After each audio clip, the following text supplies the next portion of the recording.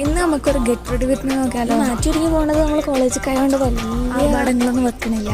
NMFന്റെ lip balm ഇട്ടിട്ടുണ്ട്.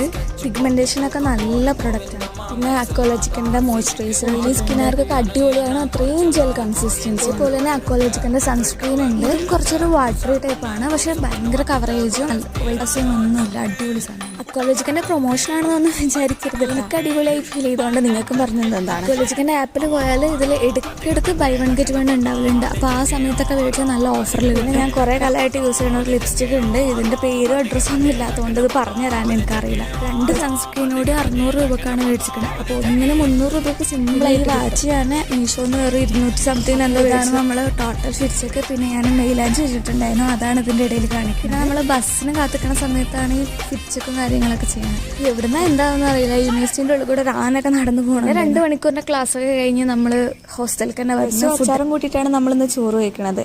രസം ഉണ്ടെങ്കിൽ എത്ര ചോറ് വേണമെങ്കിലും നമുക്ക് തിന്നാൻ കഴിയും.